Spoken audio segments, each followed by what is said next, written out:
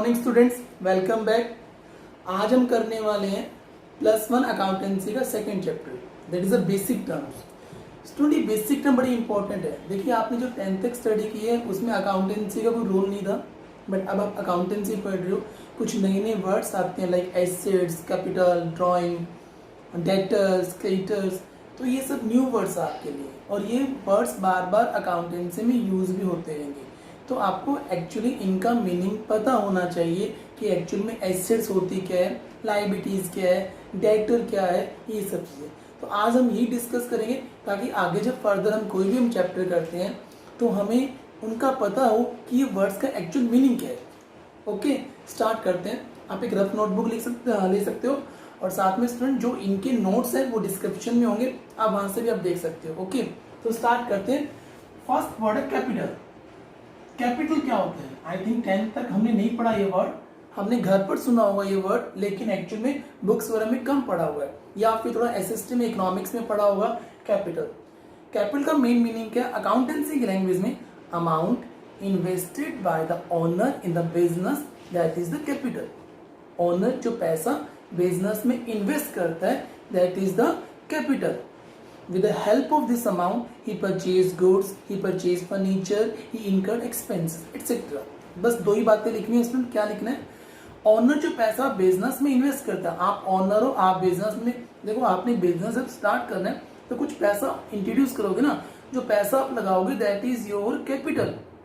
आपने 20 लाख रुपीज से business start किए तो वो 20 लाख रुपीज आपकी कैपिटल है, और इसी कैपिटल की हेल्प से, इस पैसों की हेल्प से आप गुड परचेज करते हो, आप फर्नीचर परचेज करते हो, आप एक्सपेंसेस करते हो। तो गोट इट स्टूडेंट, समझ में आ गया? फिर रिपीट करो। Amount invested by the owner in the business, that is the capital. With the help of this amount he purchase goods, he incurred expenses, etcetera. Okay, next आता है drawing. Drawing DRAWING, drawing.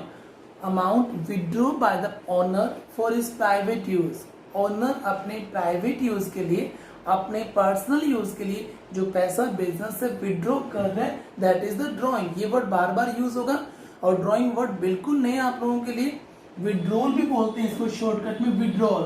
Withdrawal WITSDR, withdrawal. आपने withdraw किया पैसा, WITSDRAWLS, withdrawals. आपने जो पैसा withdraw किए, ये भी आपकी ड्रॉइंग है। ओनर क्या होता है ड्रॉइंग? फिर भी सुन लो। ओनर ने बिजनेस किया, आप उसको अपने घर खर्च के लिए, घर का रेंट पे करना है, घर का इलेक्ट्रिसिटी का बिल पे करना है, बच्चों की स्कूल की फी पे करनी है, ये सभी एक्सपेंसेस के लिए वो बिजनेस से पैसा विड्रॉ करता है और ये एक्सपेंसेस करता है। तो ये सब पैसा क्या होगा? ड्रॉइंग। देखो, कैपिटल और ड्राइंग बिल्कुल अपोजिट है। कैपिटल में ऑनर पैसा इंट्रोड्यूस कर रहे, बिजनेस में पैसा लगा रहे, बिजनेस में पैसा वो लगा रहे, ठीक है, और यहाँ पर वो पैसा विड्रॉ कर रहे, बिजनेस से पैसा लेके जा रहे हैं अपने प्राइवेट यूज के लिए। तो ये दोनों ही वर्ड बड़े इंपॉर्टेंट है, ध्यान रखना बेटा। सबसे इंपॉर्टेंट है एसेट्स, बार बार यूज होगा एसेट्स। ओनर जो पैसा, एसेट्स के यानी प्रॉपर्टी, कोई भी ऐसी चीज जो आपके कंट्रोल में है, जो आपकी पोजीशन में है, जो आपके राइट में है, जो जिसका आप ऑनर हो, दैट इज द एसेट्स। क्या बोल रहा हूँ? कोई भी ऐसी थिंग जिसे आप सेल कर सकते हो, जो आपके राइट में है, जो आपके कंट्रोल में है, जो आपके पोजीशन में है, जिसके आप ऑनर हो, that is the assets. Like furniture, building, machinery. आपकी बिजनेस में जो फर्नीचर है जिसे आप रीसेल कर सकते हो, जो स्टॉक पड़ा है जिसे आप रीसेल कर सकते हो, जो बिल्डिंग है, जो मशीनरीज है, ये सभी, जो व्हीकल है, जो एयर कंडीशन है, ये सभी आपकी एसेट्स है। तो कोई भी ऐसी प्रॉपर्टी जो फ्यूचर की अर्निंग के लिए रख रखी है, फ्यूचर में काम आएगी आपकी, ये सब आपकी एसेट्स है। स्टूडेंट, इनके अंदर ना एग्जाम्पल ज्यादा इंपॉर्टेंट होते हैं। आप एसेट्स के एग्जाम्पल लिखो, ज्यादा बैठेगा। मीनिंग तो सबको ही पता है, एसेट्स प्रॉपर्टी, आपकी प्रॉपर्टी। आपके पास जो मोबाइल है, दैट इज योर एसेट्स। आप उसे रीसेल कर सकते हो, कैश में कन्वर्ट कर सकते हो। तो एनीथिंग जिसे आप कैश में कन्वर्ट कर सकते हो, जो लॉन्ग टर्म यूज के लिए, जिसे आप अर्निंग कर रहे हो, जो आपके पोजीशन में है, जो आपके कंट्रोल में है, दैट इज द एसेट्स। कुछ भी लिख दो, काफी सारे वर्ड हो गए इसमें। कोई भी चीज जिसे आप कैश में कन्वर्ट कर सकते हो, जो आपके पोजीशन में, जो कंट्रोल में है, जो लॉन्ग टर्म के लिए, जैसे फर्नीचर है वो लॉन्ग टर्म के लिए है, अर्निंग के लिए, that is your assets. Example student must है, एग्जांपल के furniture, okay student, building, machineries, okay, cash, bank, stock, motor vehicle, air condition etcetera, computer, mobiles, काफी सारी है बेटा। तो उसका मीनिंग आपको एटलीस्ट पता हो तो आप आराम से कर लो एसेट्स। अब सुन, आगे एसेट्स को भी कुछ पार्ट्स में डिवाइड किया गया है, एसेट्स को भी कुछ पार्ट्स में डिवाइड किया गया है, और ये पार्ट्स आपको हायर क्लास लाइक +2 और ग्रेजुएशन में बड़े काम आएंगे। ध्यान से समझना क्या है एसेट्स के पार्ट क्या क्या है। देखिए एसेट्स के जो पार्ट्स है वो देखिए, सबसे पहले आता है current assets,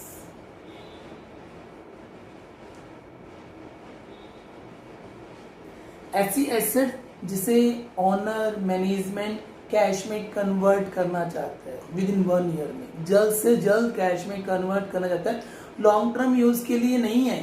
the asset which is not for long term use, long term use के लिए नहीं है स्टूडेंट, वो क्या है जिसे आप कैश में कन्वर्ट करना चाहते हो, that is your current assets. Cash में कब कन्वर्ट करना चाहते हैं? विद इन 1 ईयर, एक लिमिटेड टाइम पीरियड फिक्स कर दिया, like cash, like bank, like debtor. ये वर्ड बार बार रिपीट हो, डेटर, ये थोड़ा सा वर्ड है डेटर। डेटर क्या होता है? जिन लोगों से हमने पैसा लेना है, क्यों लेने हैं अभी?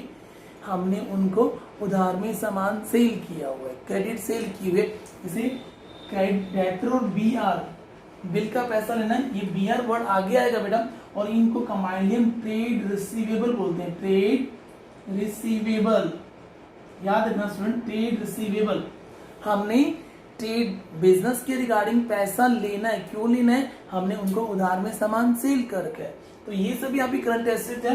क्लोजिंग स्टॉक भी आपकी करंट एसेट है, स्टॉक को हम जल्द से जल्द कैश में कन्वर्ट करना चाहते हैं। प्रीपेड एक्सपेंसेस भी आपकी करंट एसेट्स है, आपने किसी को एडवांस में पैसा दिया है, वो भी आपकी करंट एसेट्स है। तो दोस्तों ये कुछ करंट एसेट्स के एग्जांपल मैं फिर रिपीट कर रहा हूँ, एग्जांपल ज्यादा इंपॉर्टेंट है मीनिंग से।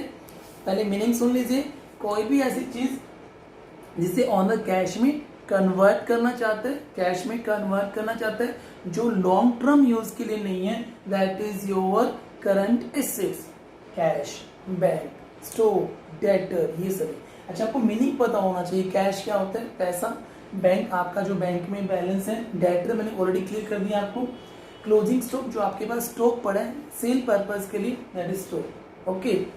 दूसरा आता है non current assets, non current asset, shortcut में लिखा है बेटा CA मतलब current assets, okay, non current assets, ऐसी एसेट जिसे ऑनर कैश में कन्वर्ट करना नहीं चाहता, लॉन्ग टर्म यूज के लिए है, बिल्कुल अपोजिट हो गई, ये लॉन्ग टर्म यूज के लिए नहीं थी, ये लॉन्ग टर्म यूज के लिए है और कैश में वो कन्वर्ट करना नहीं चाहता है। लाइक फर्नीचर, बिल्डिंग, मशीनरी, आपका एक गारमेंट्स का बिजनेस है और आपके पास जो फर्नीचर पड़ा है, कस्टमर के लिए आपने फर्नीचर रखे हुए हैं, एलमीरा लगा रखे, that is furniture, that is not for sale purpose, वो तो लॉन्ग टर्म यूज के लिए है। एयर कंडीशन है, क्या आप उसे सेल करना चाहोगे? नहीं। एयर कंडीशन एग्जाम्पल लिख रहा हूँ, air condition, furniture, building, machineries, ये सभी लॉन्ग टर्म यूज के लिए, इसे आप सेल करना नहीं चाहते हो, that is the non current assets. Goodwill भी इसे में आता है, पेटेंट, ट्रेडमार्क, इनके मीनिंग बता दूं अभी आपको। तो नॉन करंट एसेट्स का पहले मीनिंग पता हो, ऐसी एसेट जिसे ऑनर कैश में कन्वर्ट करना नहीं चाहता है, ऐसी एसेट जो लॉन्ग टर्म यूज के लिए vehicle, that is the non current assets. Example vehicle, air condition, furniture, building, machineries, ये सभी आपके बच्चा छोटे छोटे एग्जाम्पल्स हैं, ओके। तो मेन एसेट दो टाइप की होगी बेटा, करंट एसेट्स और non current. Now student, non current assets को भी आगे फर्दर 2 पार्ट्स में डिवाइड किया गया, वो देखिए क्या है, नॉन करंट एसेट्स को भी आगे फर्दर 2 पार्ट्स में डिवाइड किया गया, that is the tangible, tangible non current assets, intangible non current asset. Tangible assets क्या होती है? एक ऐसी नॉन करंट एसेट जिसे आप देख सकते हो, जिसे आप टच कर सकते हो, जिसे आप फील कर सकते हो, दैट इज द टेंजिबल। जिसे आप देख सकते हो, like furniture, building, machinery, air condition, vehicle, ये सभी टेंजिबल में आता है। एग्जांपल फर्नीचर, कैश, मतलब कैश तो करंट एसेट्स का पार्ट हो गया। फर्नीचर, बिल्डिंग, मशीनरी, ये सभी आपके है। तो इनटेंजिबल कौन सी? इनटेंजिबल कुछ एसेट्स, आपको रियली सरप्राइज होगा, कुछ एसेट्स ऐसी है जिसे आप देख नहीं सकते हैं स्टूडेंट, जिसे आप टच नहीं कर सकते हैं। ओके, वो एसेट कौन कौन सी? Goodwill, reputation. आप देखो रेपुटेशन, आप एक ब्रांडेड शर्ट्स होती है, ब्रांडेड शूज होते हैं, उनके प्राइस कितने ज्यादा? क्यों? उसकी गुडविल, रेपुटेशन है। वुडलैंड के शूज, एक सिंपल शूज, वुडलैंड के शूज का प्राइस थोड़ा ज्यादा होगा, काफी ज्यादा होगा। क्यों? उसकी रेपुटेशन, कंपनी की गुडविल है जिसे हम देख नहीं सकते हैं। ओके, तो गुडविल। पेटेंट्स, आपने अपना नाम रजिस्टर्ड करवा के, सैमसंग कंपनी ने अपना नाम रजिस्टर्ड करवा रखा है ताकि सैमसंग कंपनी की नेम को कोई दूसरी कंपनी यूज ना कर सके, तो पेटेंट करवा लिया। लेकिन पेटेंट्स ऐसे नहीं होते स्टूडेंट, पेटेंट के लिए काफी सारा पैसा गवर्नमेंट को आपको देना पड़ेगा। आप वो नेम परचेज कर रहे हो गवर्नमेंट से ताकि कोई दूसरा पर्सन उस नेम को यूज ना कर सके, तो that is also your assets. Trademark, जैसे मार्का हो गया, वो प्यूमा में वो होता है, टाइगर वगैरह जो भी होता है, वो एक मार्क है, साइन है। तो ये सब चीजें आप रजिस्टर्ड करवाते हो स्टूडेंट, तो ये सभी आपकी एसेट्स के पार्ट है जिसे हम देख नहीं सकते, लेकिन पार्ट आपकी एसेट्स के। ओके, तो स्टूडेंट कुछ एसेट्स है, फिर रिपीट कर रहा हूँ। एसेट्स का मीनिंग आपने करना है कोई भी ऐसी चीज जो आपके पोजीशन में, जो आपके कंट्रोल में, जिसे आप सेल कर सकते हो, दैट इज एसेट्स। फिर एसेट्स को दो पार्ट्स में डिवाइड किया student, current assets, non current. Current asset कौन सी होती है? जिसे आप सेल करना चाहते हो, जिसे आप कैश में कन्वर्ट करना चाहते हो, जो लॉन्ग टर्म के लिए नहीं है। Cash, bank, stock, debtor, BR, trade receivable. Non current asset ऐसी एसेट जिसे आप सेल करना नहीं चाहते हो, जो लॉन्ग टर्म के लिए नहीं है, वो होती है नॉन करंट एसेट्स। इसको भी आगे दो पार्ट्स में, टेंजिबल, इनटेंजिबल। टेंजिबल जिसे हम देख सकते हैं, टच कर सकते हैं, इनटेंजिबल जिसे देख नहीं सकते। स्टूडेंट जहां तक एमसीक्यूज की बात रहती है बेटा, इनमें एमसीक्यूज 100% आता है, 101% एमसीक्यू आएगा बेटा आपका, तो ध्यान से करना। एग्जांपल्स आते हैं, लाइक फॉर एग्जांपल आ गया कि which is the example of intangible assets, उसमें मशीनरी है, कैश है, बैंक है, गुडविल है, तो आपको बताना पड़ेगा कि इसमें कौन सा एग्जांपल आपका उसका है, ठीक है ना, उसे बोलते हैं ये। तो स्टूडेंट मतलब एमसीक्यूज फॉर्म में काफी सारे क्वेश्चन इसमें बनेंगे, हम नेक्स्ट वीडियो में करेंगे वो एमसीक्यूज, लेकिन अभी तो कुछ और भी रहता है इसके अंदर। नेक्स्ट वीडियो में आपको और भी कुछ बेसिक टर्म बताऊंगा। सबसे पहले आज अभी इस वीडियो हमने क्या किया है, हमने कुछ छोटे छोटे डेफिनेशन किए, one capital, another one drawing, और नेक्स्ट किए एसेट्स। आगे लायबिलिटीज वगैरह करेंगे, वो नेक्स्ट वीडियो में करेंगे, ठीक है बेटा। इनमें कोई भी डाउट हो तो आप बता सकते हो बेटा। ओके स्टूडेंट, नेक्स्ट वीडियो के लिए आप तैयार रहिए, नेक्स्ट वीडियो में करेंगे, ठीक है बेटा। बाय बेटा। Okay student, welcome back. एक छोटी सी एसेट रहेगी बेटा, करंट एसेट्स किया हमने, नॉन करंट एसेट्स किया, एक छोटी सी एसेट्स और student nominal assets, nominal fictitious assets बोलते हैं, फिक्टिशियस। नॉमिनल फिक्टिशियस क्या होती है? एक ऐसी एसेट्स जिसे आपने एसेट्स में दिखा रखा है but they have no any monetary value, जिसकी मॉनेटरी वैल्यू नहीं है।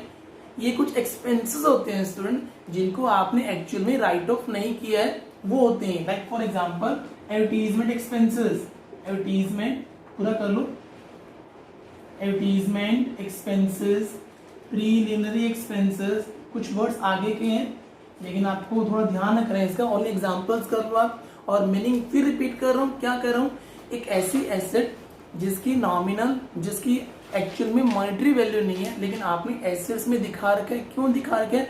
क्योंकि एक्चुअल में ये एक्सपेंसेस है, इनको हमने राइट ऑफ नहीं किया है, दैट्स व्हाई इनको एसेट्स में दिखा रखा है। धीरे धीरे हम राइट ऑफ करेंगे, ये बिल्कुल जीरो हो जाएंगे और हमारे एसेट से चले जाएंगे। तो नॉमिनल एसेट्स भी होती है, एग्जामिनर आपको पूछ सकता है what do you mean by nominal assets. एक ऐसी एसेट जिसकी मॉनेटरी वैल्यू नहीं होती, एक ऐसे एक्सपेंसेस जिसको हमने राइट ऑफ नहीं किया और हमने एसेट्स में दिखा रखा है, उसे बोलते हैं बच्चा क्या? नॉमिनल एसेट्स या फिक्टिशियस एसेट। एग्जांपल जो लिखना, प्रीलिमिनरी एक्सपेंसेस, ये कंपनी के एक्सपेंसेस होते हैं, आपके प्लस 2 के वर्ड है ये। एडवर्टीजमेंट, आपने अपनी कंपनी की एड की है, काफी सारा पैसा लगाया और इसका बेनिफिट आपको 4-5 साल तक मिलने वाला है, तो ये भी आपका एक जो राइट ऑफ नहीं किया वो एक्सपेंसेस है।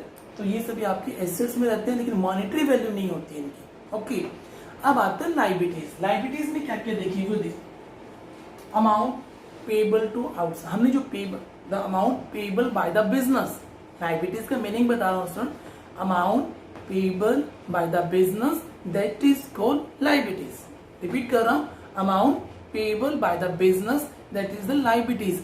अब लाइबिलिटीज में दो पार्ट है, वैसे और भी पार्ट है, दो मेन पार्ट देखिए। पहले इंटरनल लाइबिलिटी, इंटरनल, इसमें एमसीक्यूज कई बार आता है इंटरनल लाइबिलिटीज, इस पर स्टूडेंट्स टीचर कई बार स्ट्रेस कम देते हैं इसलिए आपको रिपीट कर रहा हूं। और ये एक्सटर्नल, एक्सटर्नल आप लोगों ने लाइबिलिटी सुना होगा, current liabilities, non current liability, वो भी करेंगे, लेकिन पहले ये इंटरनल लाइबिलिटी, ऐसी लाइबिलिटीज, ऐसी अमाउंट जो बिजनेस ने बिजनेस के अंदर वाले लोगों को देनी है, लाइक ओनर को देना है, जो पैसा ओनर को पे करना है, like capital, this is the internal liability. और जो पैसा बिजनेस के बाहर देना है, like creditors, bank loan, that is the external liabilities. समझ में आया बेटा? जो पैसा हमने बिजनेस के अंदर देना है, अंदर मतलब ओनर को, जो बिजनेस ने जो पैसा ओनर को देना है, that is the internal liability. Business ने जो पैसा बिजनेस के बाहर देना है, एक्सटर्नल लाइबिलिटी। चलो स्ट्रेस डालने की जरूरत नहीं है बेटा, आपको मीन्स वर्ड के मीनिंग से ही, मतलब नेम से ही आपको मीनिंग पता हो जाएगा। इंटरनल जो अंदर पे करनी है, एक्सटर्नल जो बाहर पे करनी है। समझ में आ गया बेटा आपको? अब देखिए स्टूडेंट, आपका लाइबिलिटीज को आगे फर्दर दो पार्ट्स में और डिवाइड किया गया, वो देखिए बेटा, वो मेन है आपका। कई बार एमसीक्यूज में आता है कैपिटल क्या इंटरनल लाइबिलिटीज है या एक्सटर्नल लाइबिलिटीज है या फिर करंट एसेट्स है या फिर नन ऑफ द अबव, तो आप देखो कैपिटल इंटरनल लाइबिलिटीज है और क्रेडिटर एक्सटर्नल लाइबिलिटीज है। लाइबिलिटीज को फर्दर आगे दो पार्ट्स में डिवाइड किया गया, करंट लाइबिलिटीज, करंट लाइबिलिटीज और non current liabilities, non current liabilities. Current liability बिल्कुल सिंपल है, एक ऐसी लाइबिलिटी जिसकी पेमेंट आपने विद इन 1 ईयर में करनी है। क्या बोल रहा हूं? एक ऐसी लाइबिलिटी जिसकी पेमेंट आपने विद इन 1 ईयर में करनी है, that is the current liabilities. Example जरूरी है, क्रेडिटर्स, बिल्स पेबल, इनको कंबाइनली हम ट्रेड पेबल बोलते हैं, trade payable, outstanding expenses, short term loan. ठीक है बेटा? क्रेडिटर जिससे हमने उधार में सामान परचेज किया हुआ है, उनको जो हमने पैसा पे करना वो तो विद इन 1 ईयर में करेंगे। बिल्स पेबल, बीपी बोलते हैं शॉर्टकट में, हमने BR वर्ड किया था एसेट्स में, बिल रिसीवेबल और यहाँ बिल्स पेबल। इसमें आगे चैप्टर आएगा बिल ऑफ एक्सचेंज, उसमें ये दोनों वर्ड क्लियर हो जाएंगे। बस आप यहाँ के लिए इतना कर लो, बिल्स पेबल आपकी करंट लाइबिलिटीज है। हमने बिल का पैसा, बिल मतलब कोई हमने सामान परचेज करे उसके बदले में हमने कुछ लिख कर दिया हुआ है, बिल दिया हुआ है, उसका पैसा जो हमने देना है वो बिल्स पेबल। ट्रेड पेबल बोलते हैं इसको कंबाइनली। आउटस्टैंडिंग एक्सपेंसेस, सैलरी या रेंट का जो पैसा हमने देना है। शॉर्ट टर्म लोन, कोई हमने लोन लिया है for 2 month, for 3 month, bank overdraft is also the part of current liabilities. Okay बेटा, तो ये सभी आपकी लाइबिलिटीज है। Bank overdraft, sorry current liabilities है, creditors, bills payable, bank overdraft, short term loan etcetera. तो गोट इट। और non सील बिल्कुल इसका अपोजिट है, एक ऐसी लाइबिलिटीज जिसकी पेमेंट आपने आफ्टर 1 ईयर, इसकी विद इन 1 ईयर, इतना सा डिफरेंस है बस। दोनों ही लाइबिलिटीज है, दोनों में हमने पैसा पे करना है। इसको हमने विद इन 1 ईयर में करना है, इसको हमने आफ्टर 1 ईयर। लाइक जैसे बैंक लोन, हमने बैंक से स्टूडेंट लोन लिया है 4 ईयर्स, 5 ईयर, 10 ईयर्स के लिए। एक छोटा सा वर्ड और है डिवेंचर, ये +2 का वर्ड है बेटा आपका डिवेंचर। स्टूडेंट, कंपनी जब पब्लिक से लोन लेती है 3 ईयर, 4 ईयर, 5 ईयर के लिए, दैट इज अ डिवेंचर। ये कंपनी डिवेंचर इश्यू करती है। आपने आई थिंक शेयर सुना है, शेयर इश्यू करती है, वैसे कंपनी डिवेंचर्स भी इश्यू करती है, डिवेंचर लोन होता है। तो फिलहाल यहाँ डिवेंचर छोटा सा मीनिंग कि कंपनी पब्लिक से जो लोन लेती है, that is a debenture, long term के लिए होता है। तो ये दोनों नॉन सीएल की है। तो समझ में आया? लाइबिलिटीज फिर एक्सप्लेन करते हैं। Amount payable by the business, that is called the liability. दो पार्ट्स में, इंटरनल, एक्सटर्नल, जिसकी पेमेंट आपने विद इन 1 ईयर में करनी है, इंटरनल, और जिसकी आपने आफ्टर, सॉरी, जिसकी आपने बिजनेस के अंदर जो पेमेंट करनी है that is the internal liability like capital, और जो बिजनेस के बाहर पेमेंट करनी है that is the external like creditors, bills payable. Further liabilities को दो पार्ट में डिवाइड किया गया है, सीएल करंट लाइबिलिटीज और non CL non current liabilities. CL current liabilities क्या होती है बेटा, जिसकी पेमेंट आपने विद इन 1 ईयर में करनी है, लाइक जैसे क्रेडिटर्स, बिल्स पेबल। और नॉन सीएल जिसकी पेमेंट आपने आफ्टर 1 ईयर करनी है। ओके, इसके बाद आता है आपका एक्सपेंडिचर, बड़ा इंपॉर्टेंट वर्ड है, ध्यान से समझना। एक्सपेंडिचर, कुछ बच्चे इसमें कंफ्यूज रहते हैं, अब अभी कंफ्यूजन दूर कर देंगे। एक्सपेंडिचर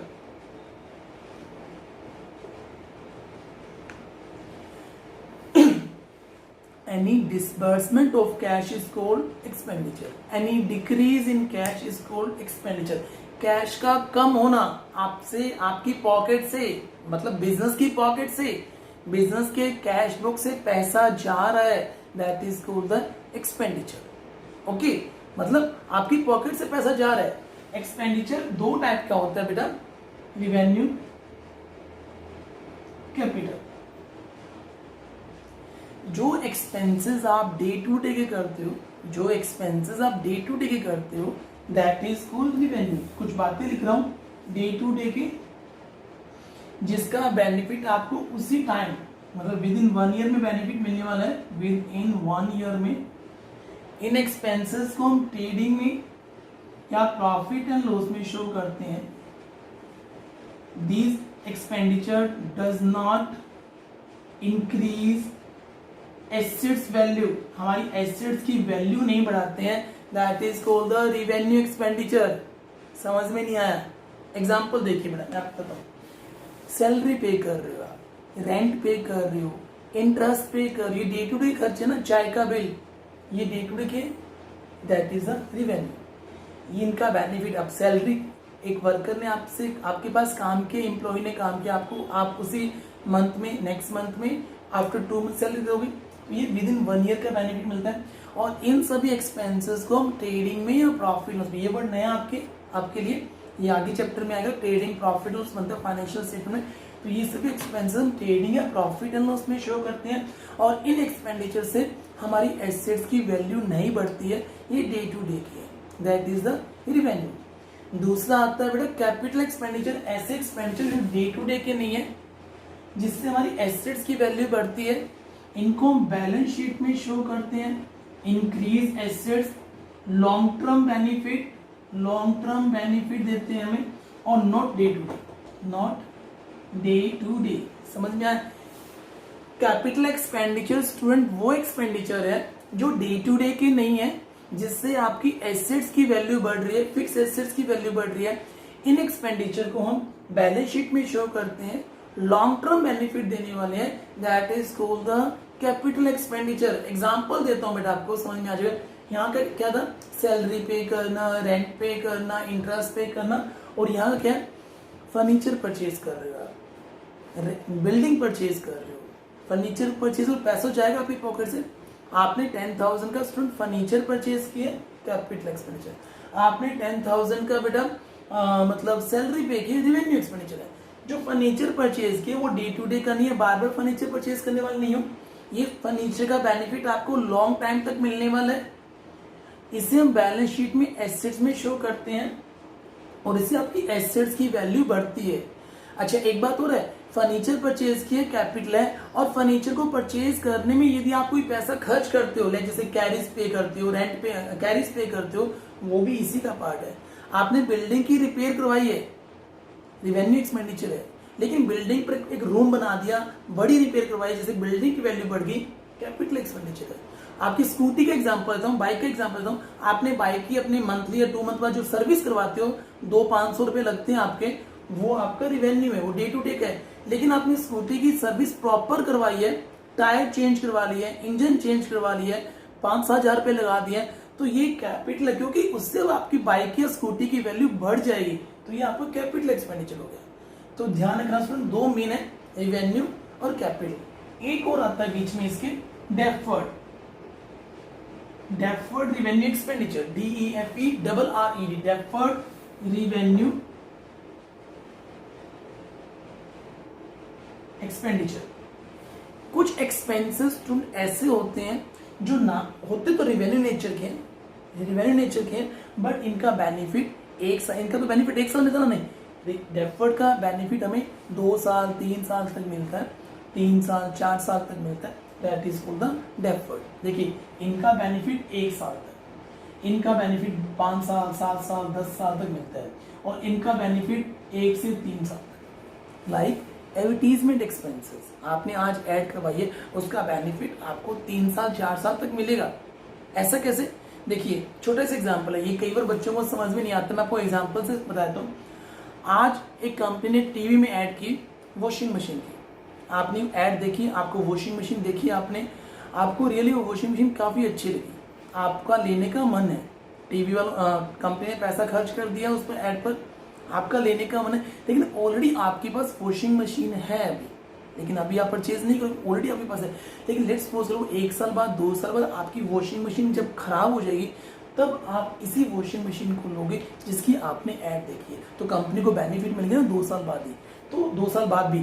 तो इसलिए डेफर्ड रेवेन्यू एक्सपेंडिचर ऐसे एक्सपेंडिचर होते हैं जो रेवेन्यू नेचर के होते हैं, लेकिन जिसका बेनिफिट आपको 2 साल 3 साल तक मिलता है, उनको बोलते हैं डेफर्ड, लाइक एडवर्टीजमेंट एक्सपेंसेस। और इन खर्चों को फिर हम बैलेंस शीट की एसेट्स में दिखाते हैं, जो बताया था नॉमिनल एसेट्स, बताया था ना बेटा आपको भी, नॉमिनल या फिक्टिशियस एसेट्स। इसलिए तो ध्यान रखना, इसके एग्जांपल जो लिखना, एडवर्टीजमेंट एक्सपेंसेस, प्रीलिमिनरी एक्सपेंसेस बोल सकते हो, ऐसे एक्सपेंसेस जिसका बेनिफिट आपको 2 साल 4 साल तक मिलता है, उसको बोलते हैं आपका डेफर्ड रेवेन्यू एक्सपेंडिचर। ठीक है, तो सुन यहाँ तक करेंगे, कुछ टर्म्स और रहेगी वो हम नेक्स्ट वीडियो में करने वाले हैं।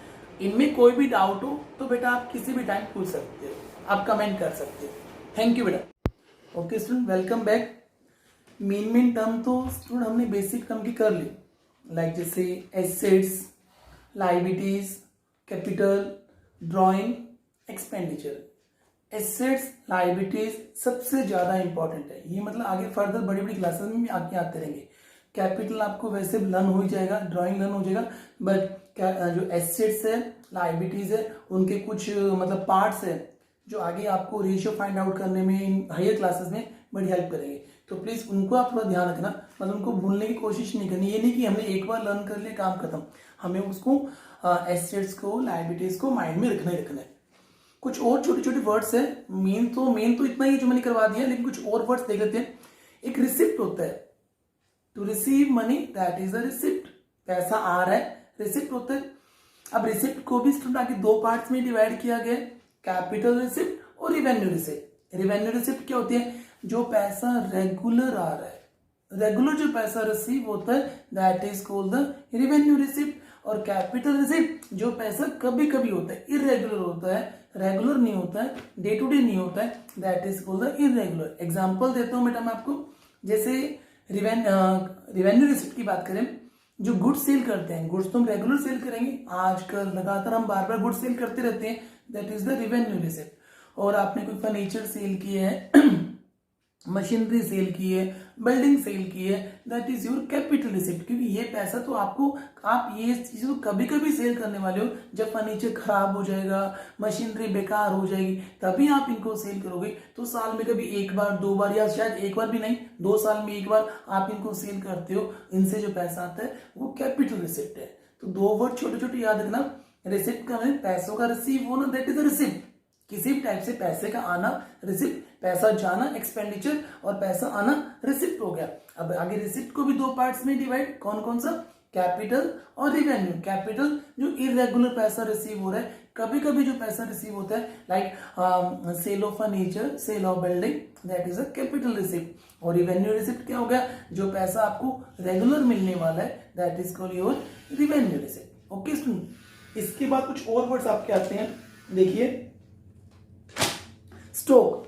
आपके पास जो गुड्स पड़ी है, दैट इज योर स्टॉक। आपके पास जो सामान पड़ा है सेल पर्पज के लिए, that is your stock. Stock को भी फिर 2 पार्ट्स में डिवाइड किया गया, एक ओपनिंग स्टॉक, एक क्लोजिंग स्टॉक। ईयर के स्टार्टिंग में जो स्टॉक होता है, ईयर के स्टार्टिंग मतलब 1 अप्रैल को जो स्टॉक होगा, that is your opening stock. और 31 मार्च वाले दिन आपके बिजनेस में जो स्टॉक पड़ा है, that is your closing stock. तो 2 वर्ड है, ओपनिंग एंड क्लोजिंग स्टॉक, दोनों वर्ड बार बार आगे यूज होंगे, ओपनिंग स्टॉक, क्लोजिंग स्टॉक।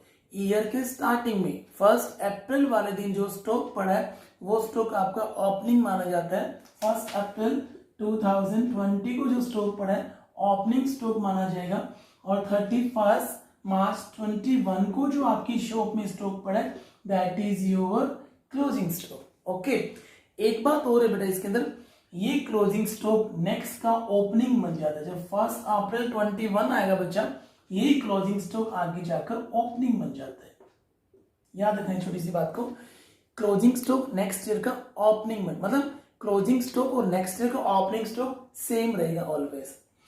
इसके अलावा जो मैन्युफैक्चरिंग बिजनेस हो उसमें स्टॉक के कुछ और पार्ट्स भी हैं, लाइक इन्वेंट्री बोलते हैं इनको, inventory of raw material, inventory of work in progress and inventory of finished goods. Raw material क्या होता है, जैसे फैक्ट्रीज में जो कच्चा सामान पड़ा है आपकी, जैसे फर्नीचर की फैक्ट्री है और जो लकड़ियां पड़ी है that is your raw material. एक होटल की बात लें, होटल फैक्ट्री की कैटेगरी में आते हैं, होटल में हम सब्जी बनाते हैं, जो कच्ची सब्जियां पड़ी है that is your raw material. तो स्टॉक ऑफ रॉ मटेरियल। और stock of work in progress क्या होता है, जो सामान हाफ या 50 या 60 या 80% बन चुका है, अभी कुछ और काम करना बाकी है उसको सेल के लिए तैयार करने के लिए, that is work in progress. जैसे हमारा फर्नीचर का बिजनेस है, हम एक चेयर बना रहे हैं, चेयर बन चुकी है लेकिन अभी भी थोड़ा बहुत काम करना बाकी है, अभी उसमें कुछ मतलब उसमें पॉलिशिंग करनी बाकी है, that is your work in progress.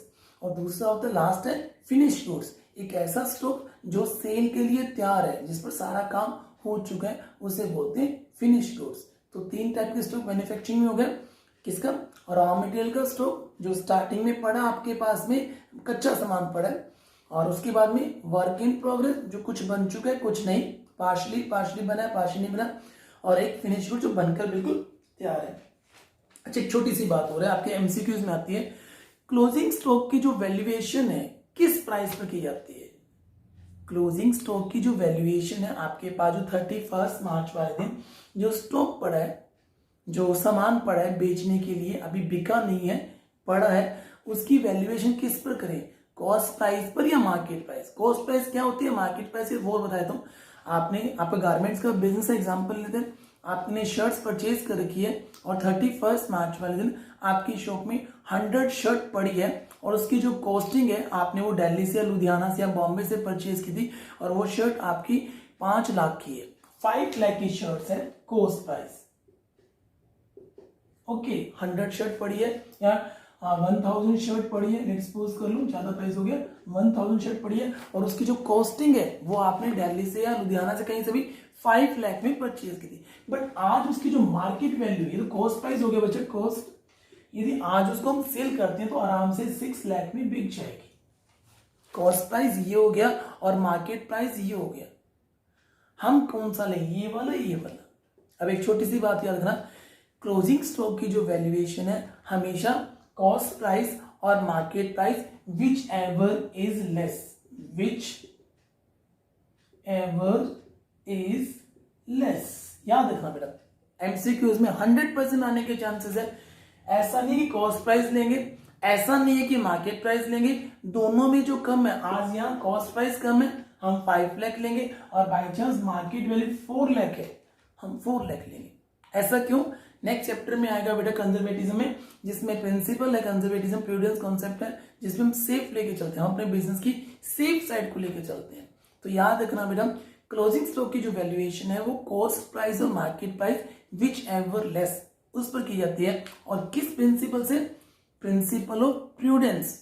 ये प्रूडेंस क्या होता है अभी आपको नहीं पता है, नेक्स्ट वीडियो में पता लग जाएगा, नेक्स्ट 2 या 3 वीडियो में आ जाएगा वो principle of management, sorry accounting principle आएंगे बेटा आपके, उसमें आएगा प्रूडेंस प्रिंसिपल, तो आपको पता लग जाएगा। तो अभी फिलहाल इतना ही कर लो कि कॉस्ट प्राइस और market price which ever is less, और बाई चांस एग्जाम इस चैप्टर में ये पूछ लेता है कि किस बेस पर, प्रूडेंस प्रिंसिपल या कंजर्वेटिज्म, एक ही बात है प्रूडेंस और कंजर्वेटिज्म। ओके, और कुछ इसमें ज्यादा खास नहीं है। Bad debts, in bad debts जो पैसा डूब गया, आपने किसी पर्सन से पैसा लेना था उधार में सामान सेल किया, वो पर्सन भाग गया, भगवान है उसकी डेथ होगी, वो आपका पैसा डूब गया, that is a bad debts है। और आगे लिखा हुआ है डेटर, पता आप लोगों को, क्रेडिटर्स पता है बेटा आप लोगों को, रिवेन्यू, रिवेन्यू क्या होता है बेटा, सॉरी, रिवेन्यू फ्रॉम ऑपरेशन, जो आप गुड्स सेल करने से जो पैसा आता है that is your revenue. Turnover क्या होती है, टोटल सेल, छोटे छोटे वर्ड है। टर्नओवर क्या, प्रैक्टिकल लाइफ में ये वर्ड बार बार यूज होता है कि आपके बिजनेस की टर्नओवर कितनी है, इट मीन्स आपके बिजनेस की टोटल सेल कितनी है, turnover mean sale. Life stock, domestic animal, जैसे आपके पास घोड़े गाड़ी है, हॉर्सेस है, ठीक है, that is your life stock.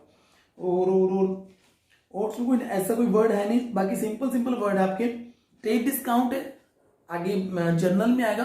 Trade discount, आप जब गुड सेल करते हो, अपनी सेल को बढ़ाने के लिए अपने कस्टमर को जो डिस्काउंट दे रही हो that is your trade discount. और पैसा रिसीव करने के लिए आप उनको जो डिस्काउंट देते हो दैट इज कैश डिस्काउंट। दो टाइप के डिस्काउंट होते हैं, ट्रेड और कैश। ट्रेड डिस्काउंट क्या होता है, अपनी सेल को बढ़ा रहे हो, इसलिए बढ़ाने के लिए आप अपने कस्टमर को डिस्काउंट दे रहे हो, जैसे शॉप्स की बार बोल रहे हो 20% of, 40% of, 50% of, that is your trade discount, ताकि लोग देखें कि भी डिस्काउंट पर सामान मिल रहा है, लोग ज्यादा जल्दी आते हैं और ज्यादा सामान लेके जाते हैं। तो हम अपनी सेल को बढ़ाने के लिए जो डिस्काउंट देते हैं that is your trade discount. और इसके अलावा आप कैश को रिसीव करने के लिए भी आप प्रॉम्प्ट पेमेंट, मतलब अभी इसी टाइम पेमेंट आप कर देते हो, तो हम आपको 2%, 3%, 5% इंस्टेंट डिस्काउंट दे देंगे, that is called cash discount. जैसे आप प्रैक्टिकल लाइफ में आप देखते हो ना, ऑनलाइन आप गुड्स मंगवाते हो तो COD, कैश ऑन डिलीवरी होता है, एक तो भी जब सामान मिलेगा तब पेमेंट करोगे, और एक उसमें ऑप्शन होता है कि आप अभी पेमेंट कर देते हो ऑनलाइन हमें,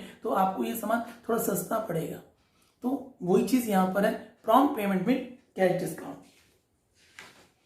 बाकी इसमें कोई ऐसा नया वर्ड इसमें है नहीं, सब सिंपल सिंपल वर्ड है, परचेज है, सेल है, ओके, देयरफॉर हो चुका।